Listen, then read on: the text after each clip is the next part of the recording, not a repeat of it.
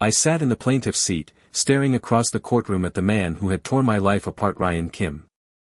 To the world, he was charming, elegant, the white knight who had returned to reclaim his true love, but to me, he was the defendant in a lawsuit for defamation, personal injury, and medical malpractice leading to the death of my mother, Margaret Walker.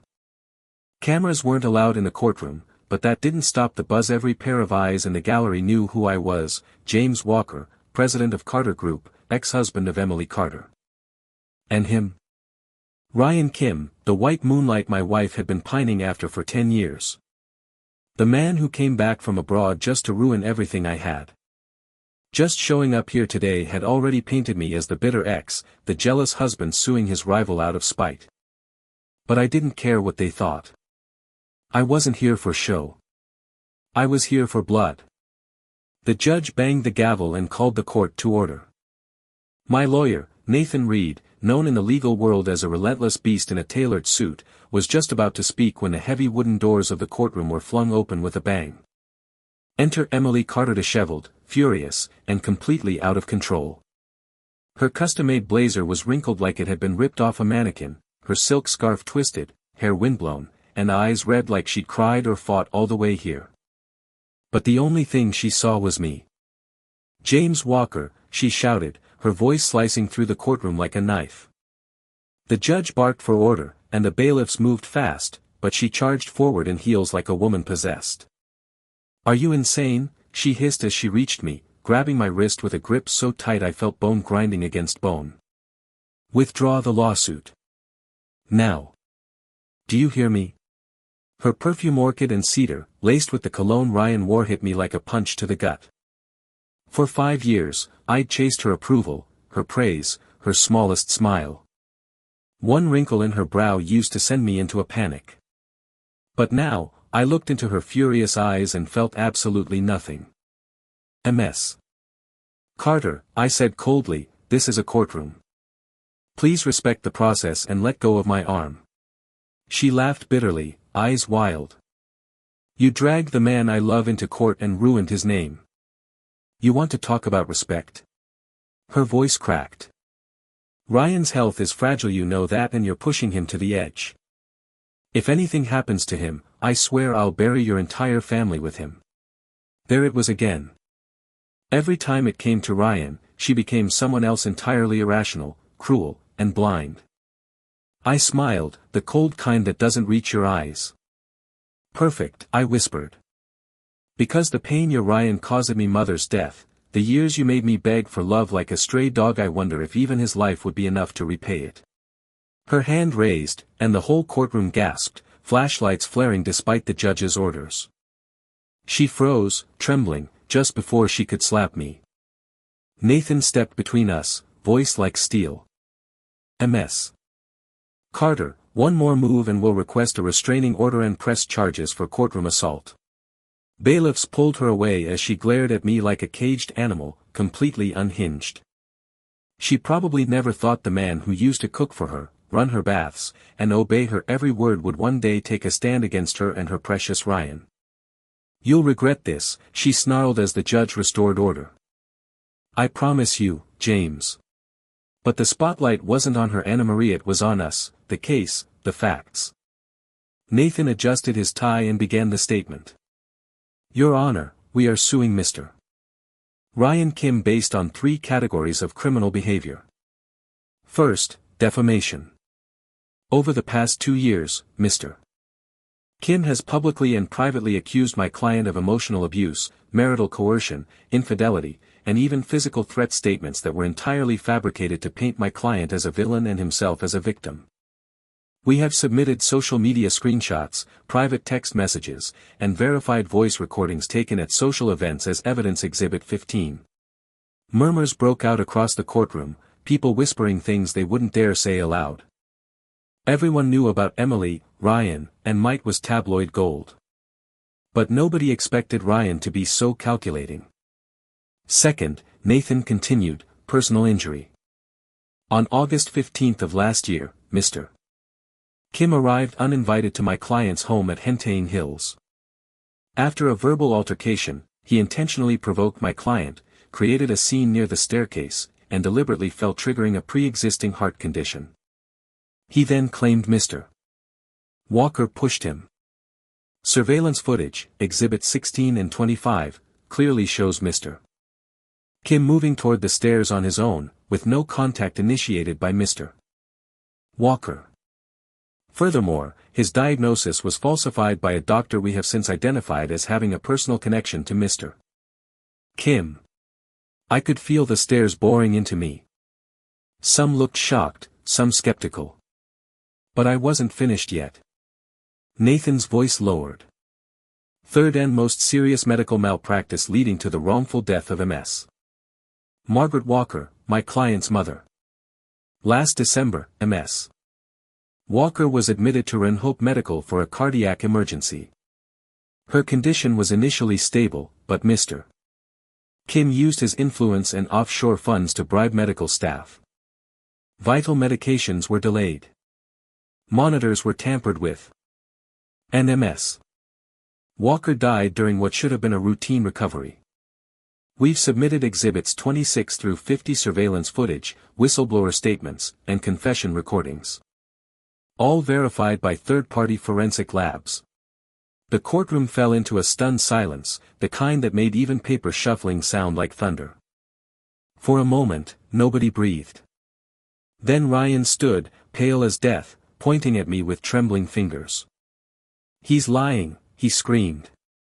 "He forged all of it. Ryan Emily is the one who wanted me dead. He hates me because you love me." His voice cracked as tears streamed down his face. He made it all up. I'm the victim. It was his usual move, play the weak one, the fragile flower. And it always worked. Emily stood again, visibly shaken, as if her instincts screamed to protect him. But this time, she hesitated. Her eyes darted from me to Ryan, uncertainty clouding her expression. Maybe, just maybe, she saw it too, how easily he lied. Nathan stepped forward, eyes sharp. "Mr. Kim, please refrain from further slander. If you continue accusing my client of fabricating evidence, we will pursue additional charges. And by admitting he hates you for loving Ms. Carter," Nathan added, "you've just confirmed motive." Ryan choked. He hadn't expected that. And for the first time, he looked like what he really was, a scared little man pretending to be something more. The judge slammed the gavel again. "Order in the court. Defendant Ryan Kim, one more outburst and I'll hold you in contempt." And just like that, the courtroom shifted. The narrative was changing. The truth was leaking through the cracks.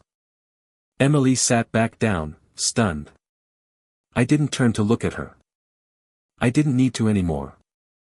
That woman wasn't my wife, just someone I used to know. And this? This was only the beginning.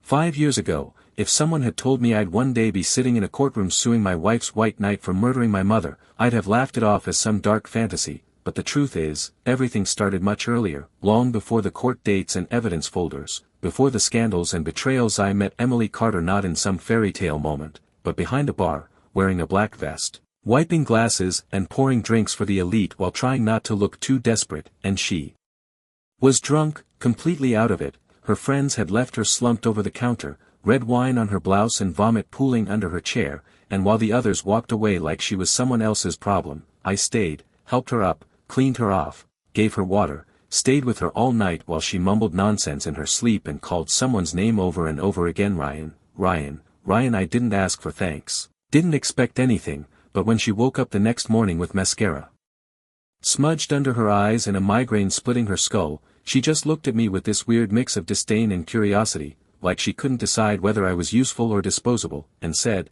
"What's your name?" I told her it was James Walker, my voice low, head down like a good servant, and she said, "Thanks," then walked away like I'd been nothing more than a hotel bellhop. But a month later I got a call from Carter Group HR saying I'd been hired as the president's executive assistant, and before I could even process the promotion from bartender to corporate lapdog, I was sitting in a glass office overlooking the skyline, fetching lattes, memorizing her calendar, folding her coats, studying the kind of wine she liked and the brand of tampons she preferred because she was Emily Carter, and when she snapped her fingers, people obeyed, and I guess somewhere along the way, I became addicted to obeying her, because at least when I was useful, she kept me close, and being close to her felt like standing in the sun, even if I knew deep down she wasn't standing there for me but for the shadow of someone else, someone named Ryan Kim, who had disappeared overseas a decade ago, leaving nothing but a memory and a hole in her heart that I naively thought I could fill. And when she married me, it wasn't out of love, not even convenience really, it was because her grandfather was dying and wanted a husband in the family to stabilize fortune, and Ryan was still MIA, so Iho happened to look vaguely like him if you squinted from a certain angle, became the stand-in, the placeholder, the well-behaved substitute who was good enough to present to the elders and silent enough not to embarrass her in public. And stupid me, I thought maybe I could earn her love over time, maybe if I worked hard enough, cared deeply enough, gave her everything I had, she'd look past the ghost of her first love and actually see me. But all I ever got were leftover emotions, polite detachment, and the occasional drunken mistake where she'd call me Ryan in bed and I'd pretend I didn't hear it, and still I stayed, still I hoped. Because that's what you do when you're in too deep, you lie to yourself, tell yourself. Maybe, just maybe, this time she smiled because of me, not because I reminded her of him, and when Ryan came back, it was like my entire life got erased in an instant. Didn't sneak in, he exploded back onto the scene with magazine covers, gallery exhibitions, TV interviews, and the smugness of a man who knew the woman he left behind would still be waiting for him, and Emily, my wife, the woman I'd stood beside for half a decade, lit up like a goddamn Christmas tree the moment she saw him again.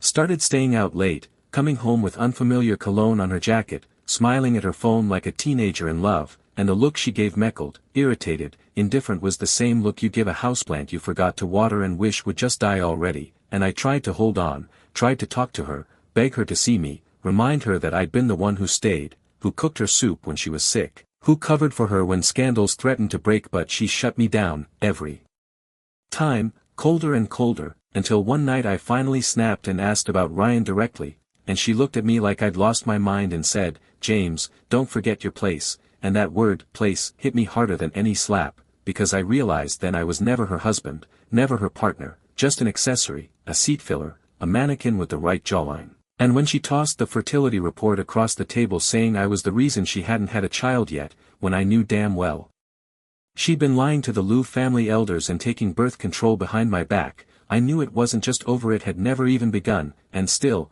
I held on until the night Ryan came by with some smug little pastry box and told me, fake polite, that real men should be able to carry on the family name, implying I couldn't, implying I was defective, and that's when I lost it, not in a way anyone else would see, but inside. Something snapped, something final, and I realized no matter how much I gave, no matter how loyal I was, I would always be second best to a man who left and returned at his own convenience, and I was done playing the loyal husband, done being the silent witness to their little reunion romance, because while they toasted champagne and celebrated their second chance at love, my mother-me only real family was slowly dying in a hospital room, neglected, insulted, and later murdered by the same man Emily would still defend even if he set the world on fire. And it was in that moment, watching them whisper in my living room like I didn't exist, that I stopped being a husband, stopped being a substitute, and became something else, something patient, focused, and cold enough to burn them both to the ground without blinking. I knew Ryan Kim wouldn't stop until he completely erased me from Emily Carter's life, and I foolishly thought I could ignore him, thought if I backed away quietly, he'd get bored and move on, but the man was a master manipulator who couldn't stand that I existed at all. So when he showed up uninvited to Hentang Hills with that smug face and carefully packaged desserts, I already knew something was coming. And the moment he opened his mouth, it was venom masked in civility. He made a comment about my health, then casually slipped a forged medical report onto the table, a so-called fertility evaluation from a foreign expert claiming I had zero chance of having children, and Emily, without even asking me if it was real, just stared at me with this mix of disappointment and disgust like I was less than human, like I'd failed her on a biological level, even though she'd never wanted kids and had secretly taken measures to prevent it, but that didn't matter now because Ryan had come back, and every lie he whispered was gospel in her ears, and the moment she looked at me and said, "James, you don't even have this last bit of value," something inside me collapsed, because that wasn't just about fertility, it was about my entire existence in her world, me worth, my time, my loyalty. 5 years of sacrifices boiled down to a single judgment. Worthless. And as I sat there frozen in that suffocating silence, Ryan's expression flickered with the kind of arrogance only someone who knows he's one could wear, and Emily didn't even try to hide her contempt, didn't flinch when she told me to get out of the way, didn't hesitate when she slammed the door in my face later that night after calling me a poisonous husband for daring to confront her about the lies, and I would have left, I swear I would have walked away from it all, from her and the games and the humiliation, if it hadn't been for my mother, Margaret Walker, the one person in the world who had always seen me, loved me, believed in me, and when she saw what I was going through, the stress and the bruises no one could see, her heart already fragile gave out, and she collapsed one night, clutching her chest, whispering my name in fear, and I carried her to Renhope Medical like a madman, begging them to save her, to do anything, and for a while, it seemed like she was stable, hanging on by a thread, but alive, and I stayed by her side, sleeping in a chair, barely eating, holding her hand like a lifeline while Ryan and Emily played house out there, hosting design galas and pretending like I never existed, and I told myself, just hang in there, Mom, please, because I couldn't lose her too, not now, not after everything, but fate or maybe Ryan had other plans, because one afternoon, while I was helping a nurse sign off on paperwork, he showed up at the hospital, standing outside the ward like a demon dressed in designer shoes, and he said, in a voice only I could hear, James, your mother's taking up a lot of space. And money, maybe it's time she rests, and that's when I snapped, every ounce of rage and fear exploding in one push. I shoved him away, and whether he meant to fall or not, he stumbled backward down the staircase, clutching his chest, screaming like the world had ended, and when the staff came running and saw me standing above him with a clenched fist, he looked at them with big teary eyes and said, he pushed me, he wants me dead. And of course Emily showed up right then, saw Ryan lying there, gasping for breath, and without even hearing my side, she turned to me like I was a murderer and called me every vile thing she could think of, grabbed my collar and told me that if Ryan died, I'd go down with him, and she didn't mean prison, no, she meant she'd drag me and my mother down into hell if it meant protecting her precious white moonlight, and when I begged her to let my mom stay in the hospital for treatment, she looked me dead in the eyes and said, her treatment ends here, just like that, no hesitation, no heart, just cold executive orders from a woman who used to be my wife, and I was kicked out of the hospital by her security guards like trash, left to rot on the sidewalk with a busted lip and a phone ringing in my pocket from a nurse telling me my mother's condition had taken a turn for the worse, and they needed payment immediately to proceed with surgery. But I had nothing left. Emily had frozen my access to the Carter Group's insurance coverage, and all I had was a small apartment my father left behind, which I sold off the next day for a fraction of its worth, anything to buy time, anything to keep her alive. And I remember signing that surgical consent with trembling hands, my eyes burning with tears, praying over and over again in my head like some desperate child, please don't die, Mom, please. But the surgery took hours, and when the doctor came out, his face was grim, and he told me, I'm sorry, Mr.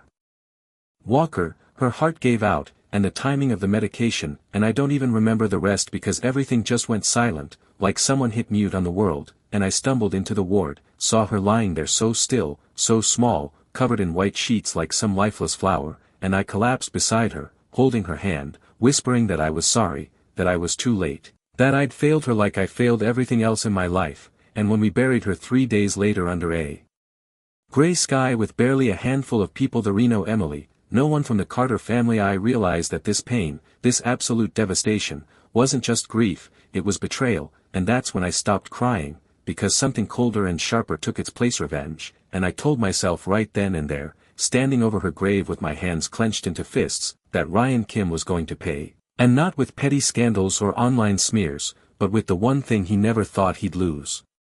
Everything. The day after I buried my mother, I walked back into the Carter estate not as a husband, not as a servant, not even as a shadow, but as a man with a plan and nothing left to lose, and when Emily looked up from her laptop in the study and saw me standing there, she didn't even flinch, just sighed like my existence was an inconvenience and asked, what do you want now, James? And I didn't shout or cry or beg like she was used to. I just looked at her, really looked, and said the one thing she never expected to hear from me, let's get a divorce, and for a moment, her expression flickered, maybe confusion, maybe disbelief, maybe realizing she wasn't the one in control anymore, but it vanished fast, replaced by that cold, condescending smile she wore so well, and she scoffed like I was bluffing, like I'd crawl back by the end of the week, but then I pulled out the already signed divorce agreement, laid it on her pristine desk, and told her I wasn't asking for anything, no money, no assets. Not even the car, just my own name and what little dignity I had left, and that got her attention, because Emily Carter was a woman who didn't believe in clean exits or quiet breakups, and yet here I was, making it clear I didn't want a damn thing from her or her family's fortune, because what I wanted couldn't be bought with money, and after she read through the agreement, her hands tensed around the pen, her jaw tightened, and for the first time in years, she looked uncertain, like she didn't understand who I was anymore, but I didn't flinch, didn't blink, didn't soften, and finally, she signed with that same aggressive stroke she used to sign off on million-dollar contracts, threw the pen down, and muttered, "Get out," like it was the final nail in whatever coffin she thought she'd buried me in, and I walked out of that mansion with nothing but a single suitcase, no fanfare, no closure, just the dull echo of 5 wasted years thudding in my chest like a bruise that wouldn't fade.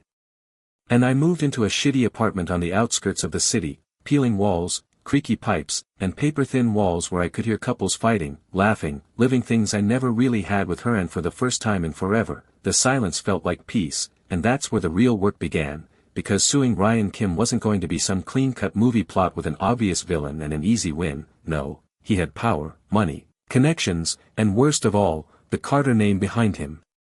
Which meant I needed more than rage, I needed proof, allies, and someone who knew how to get dirty, so I reached out to a fixer with a reputation in the underground legal circles, a man known only as Detective Cole, and I handed over everything I had, me last savings, the deed to my mom's jewelry, the mortgage on the only thing left from my dad, and told him to dig deep, into Ryan's finances, his medical records, his ties to Renhope Hospital, everything that could connect him to the false diagnosis, the forged fertility report, and most importantly, my mother's death. And Cole didn't waste time. Within weeks he uncovered that the doctor who diagnosed me as infertile was an old classmate of Ryan's, his brother was employed through Ryan's connections, and the offshore account that paid off the ER staff at Renhope traced back to a cousin of Ryan's through a shell company, and the deeper we dug, the filthier it got. Hospital staff being transferred out of nowhere, medical records disappearing, CCTV footage conveniently deleted, and then Cole said something that made my blood run cold. Emily Carter tried to investigate too, and I froze, because that wasn't in the plan, and I asked him what he meant, and he said, shortly after your mother passed, she quietly sent someone to audit the medication logs at Renhope, but someone high up killed the inquiry, and I didn't know how to feel. Was she suspicious? Guilty? Or just covering her ass? And part of me wanted to believe she cared, that maybe deep down she wasn't completely blind, but the smarter part of me knew it didn't matter, because whatever regret she felt, she still chose him, still threw me and my dying mother away like yesterday's news, and so I told Cole to focus only on Ryan, not her, because no matter what she did now, it was too late, and for months I lived like a ghost, following headlines, watching the two of them flaunt their fairy tale reunion on every platform imaginable, design awards, red carpets, interviews where Emily smiled like she hadn't buried her husband alive and Ryan spoke in soundbites about overcoming heartbreak, and every time I saw their faces, I remembered my mother gasping for air, her frail hands clutching mine while machines beeped and nurses scrambled, and I knew I couldn't let this go, not ever, because this wasn't about heartbreak, Anna Marie, it was about justice, and justice needed evidence, undeniable and brutal, and that's what Cole finally brought me. Late one night with a grim look on his face and a micro USB drive in his hand. I found it, he said, and explained that a cleaner in the VIP ward had secretly recorded a conversation between Ryan and one of the doctors, and not only that, one of the medical machines in an empty ward had been left on by accident and picked up Ryan's voice through the walls, where he said, and I quote, "Get rid of the old woman, I don't care how," and hearing that audio file with my own ears was like swallowing fire, because no one could fake that tone, that cruelty, and in that moment I knew I had what I needed to bury him, not with fists, but with law, to make the same system that looked down on me finally work for me, and that's when I reached out to Nathan Reed, the only lawyer crazy enough, bold enough, and skilled enough to take this to trial, and when he read the files, he didn't hesitate, just looked me in the eye and said, "We're going to burn them down," and from that second on, I wasn't alone. I had firepower, I had truth, and I had the one thing Ryan Kim never expected me to have, a spine.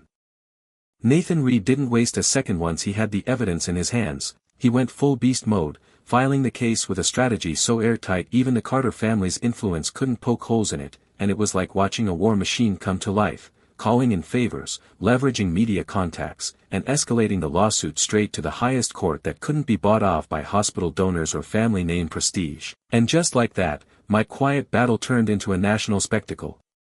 Headlines splashing across every platform: ex-husband of Emily Carter sues White Moonlight for mother's death, and the moment it went public, the vultures came out, reporters camping outside my building, strangers sending anonymous support or death threats, and Ryan Kim, who'd been walking red carpets with Emily on his arm, suddenly went into PR overdrive, posting carefully crafted statements about how he was heartbroken by the accusation and praying for clarity, while behind the scenes he was scrambling to block the case from being filed, hiring his own elite legal team to smear me, calling me mentally unstable, emotionally abusive, a liar consumed by jealousy, even claiming I'd been violent toward Emily during our marriage. Every possible accusation thrown at me like darts, hoping one would stick. And the worst part, people believed him, because that's how this world works. The one who cries prettiest usually gets the sympathy, and Ryan had been perfecting the art of pitiful charm since the day he came back, playing the part of the soft-spoken genius who never meant any harm, while I was painted as the bitter failure who couldn't let go. And Emily, she didn't say a word at first, not publicly, but behind the curtain, she was doing damage control, pulling strings at Carter Group, trying to lean on the court, and even sending people to follow me. Literally guys in black sedans parked outside my apartment building, subtle threats slipped under my door, fake job recruiters calling me asking strange questions, and I knew they were trying to break me, scare me into backing down, because they still thought I was the same man I used to be, the one who begged Emily to come home, who flinched when she raised her voice, who bowed his head to keep the peace, but that James Walker was dead, buried alongside my mother. And this version of me didn't flinch, didn't run, didn't care how ugly it got, because I had nothing left to lose, and Nathan knew it too, which made him even more dangerous, because the more they attacked, the more determined he became. And during the pre-trial hearings, when Ryan's lawyers tried to claim our recordings were illegally obtained, Nathan shut them down with legal precedents, certification from the National Audiovisual Forensics Lab, and a paper trail so clean even the judge raised an eyebrow at how hard they tried to deny it. And while they panicked in silence, we doubled down, releasing a few controlled leaks to the media just enough to stir public opinion, to shift the narrative. And it worked, because suddenly the comments changed from "he's bitter" to "what if he's right," and "someone needs to investigate this hospital." And once the case was locked in for trial, all hell broke loose. Ryan's mask started to crack, his interviews became less polished, his statements more erratic, and by the time opening arguments began, he looked like a man drowning in his own lies. And I sat there in the courtroom, not with anger anymore, but with a cold, exhausted resolve, because I didn't care how long this took. I would sit there day after day, motion after motion, testimony after testimony, until the truth was carved into the record forever. And when Nathan presented our key evidence, the video of Dr. Burns confessing, the offshore bank transfers, the forged medical documents, and finally, the recording from the Renhope VIP ward where Ryan's voice, clear as a bell, said the words, "I want her gone," you could hear the entire courtroom stop breathing, and even the judge's expression shifted into something darker, more disgusted. And yet, Ryan still had the audacity to cry, to point at me and call it a setup, claim I was trying to destroy him because I couldn't stand that Emily chose him. And I'll admit, for a split second, the jury hesitated, because he cried pretty, and Emily, sitting in the front row like some war widow, still looked at him like she didn't know whether to protect him or throw up. But then Nathan did what he does best, stripped off every last mask with words so sharp they bled, asking Ryan directly on the stand, if you had nothing to hide, why suppress Emily's internal investigation? Why threaten a doctor? Why fabricate a fertility report? And Ryan froze, stammered, tried to cry again, but the act was over, and all that was left was a man unraveling, exposed. And when the final audio clip was played aloud in court, when the jury heard him say, "Let her die, and then we'll see what James can fight with," even Emily couldn't look at him anymore, her face drained of all color, her hand covering her mouth like she was about to be sick. And I didn't feel triumph, I felt nothing, because the damage had already been done, the life already lost. And this wasn't about winning anymore, it was about finally showing the world who Ryan Kim really was, a manipulative coward who weaponized sympathy and left a trail of ruin wherever he went. And as the trial neared its end, Nathan stood for our closing statement, voice strong and clear, saying, "This isn't just about one man's loss, it's about accountability, about the truth, and about the life of an innocent woman who didn't have to die." And I sat There, breathing slow, heart steady, eyes forward, knowing that no matter what came next, I had done what I promised my mother. I fought back, I didn't stay silent, and whether justice came in weeks or months, I'd see it through, because for the first time in years, I finally knew who I was and I wasn't his shadow anymore. The courtroom felt like it had been frozen in time after Nathan played that final recording, Ryan Kim's voice echoing from the speakers with such venom that even the stenographer looked shaken, and in that moment, I knew no matter how many lawyers he paid or tears he shed, there was no coming back from that, and when the judge recessed the session with the promise of a final verdict soon, I didn't celebrate or smile. I just stood there like a man who had crawled out of his own grave, empty but still standing, and as I stepped down, the media exploded, cameras flashing, microphones shoved toward me with 1,000 questions I didn't answer, because the only thing that mattered wasn't public opinion or headlines. It was that I had made it here, dragged my truth into the light, and forced the world to look, even if they tried to look away, and just as I reached the hallway, I heard her voice, broken, breathless Emily, calling my name like it suddenly meant something to her again, and I turned just enough to see her pushing through the crowd, soaked in tears and guilt and confusion, but the security team stepped in before she could get too close, and I didn't fight them, didn't move, just watched her the way I might watch a stranger from a different life, because that's what she was now, and when she said, "James, I didn't know, I swear, I didn't know," I almost believed her, almost let myself wonder if things might have turned out differently if she had just once looked at me the way she used to look at him, but I didn't let her finish, didn't give her that last piece of me.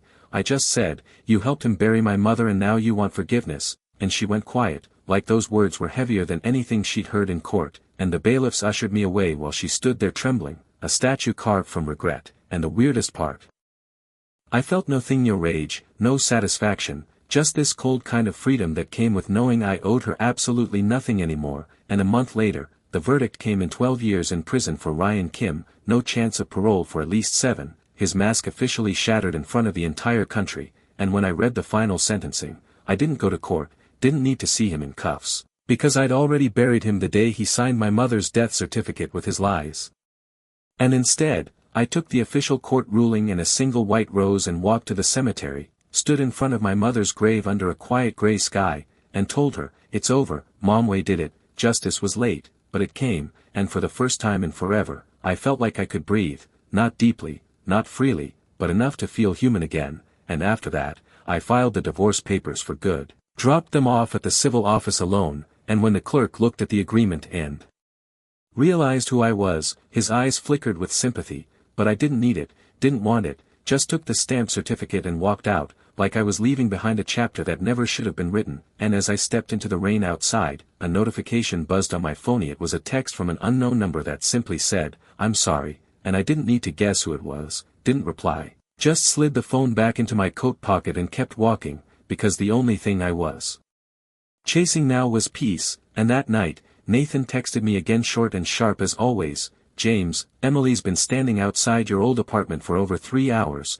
in the rain. Security says she won't leave, you want me to handle it," and I stared at that message for a long time before finally typing back, "Tell her the forecast says this rain's not stopping for another 3 days," and that was it, no second thoughts, no dramatic pause. Just me, standing alone in the drizzle, watching the city breathe around me, and for the first time in 5 years, I wasn't trapped in her orbit, wasn't suffocating under the weight of who I wasn't. I was just James Walker again, no longer her husband, no longer a substitute, no longer a victim, just a man who had survived the storm, and now, it was finally time to rebuild my life from the ashes they tried to bury me in.